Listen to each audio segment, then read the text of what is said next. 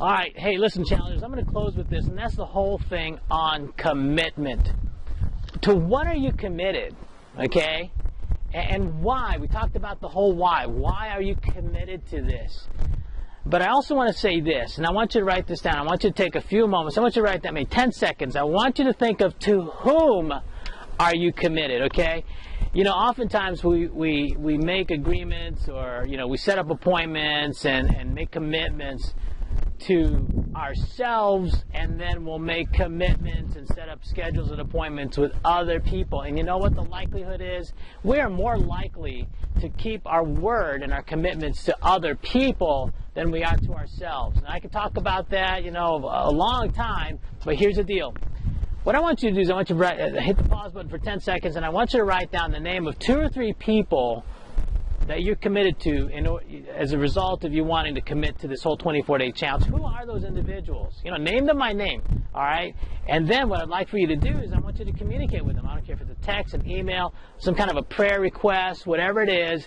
Just say, hey, look, pray for me, okay? It doesn't have to be the whole world, but it could be 2 or 3 people that you're saying, you know what, I'm committed to this.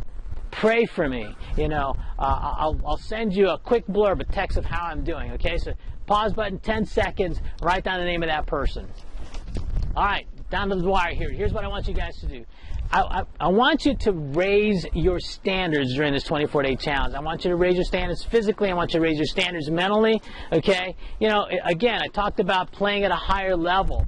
It's so easy to find somebody who's doing worse off than we are physically, financially, energy-wise, you know.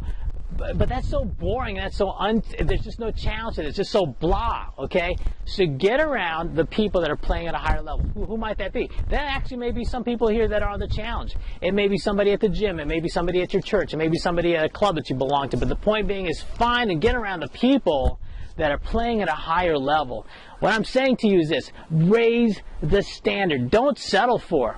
You know, one of the things that I hope that you will do, and I trust and pray that you will do, and that is have an expectation, okay? Have an expectation. Have an expectation. I expect to lose weight, okay? I expect my clothes size to change. I expect to gain and protect my lean muscle. I expect my energy level to go up.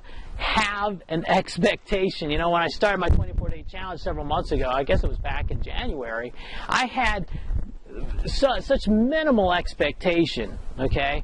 And I'm just sharing this with you because when I stepped on the scale day 6, because for me, some of you know my story, for me to lose 1 pound, I mean, I work out, I run and so forth, but I was like, I just wasn't getting the results that I wanted. Long and short, I step on the scale day 5 or 6, I think it was day 6, step on the scale, no expectation for me, folks, just lose a pound. You know, I really kind of resent it when people say, oh, well, guys lose weight so easily. I am not one of those guys, okay?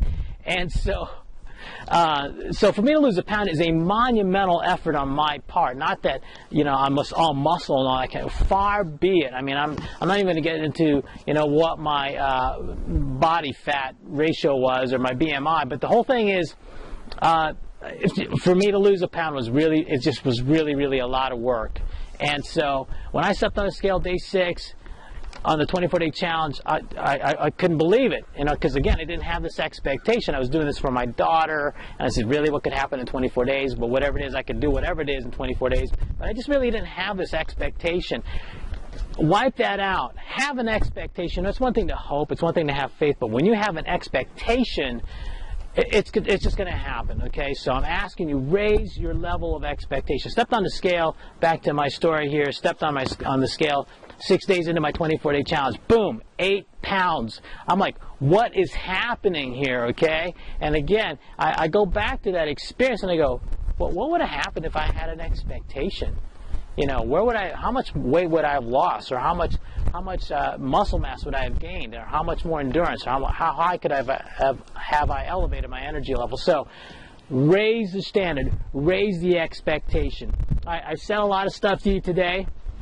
Hopefully you've got a lot out of this, and hopefully you hit the pause button and you did the exercises. If you haven't done the exercises, I'm asking you, no, I'm coaching you. I'm telling you, stop hit the pause button and do the assignments as I shared them with you, okay? And I'm also going to put on some other videos and some other messages and so forth to kind of keep you focused, keep you inspired, and certainly share some of the stats that I'm getting from other challengers and so forth.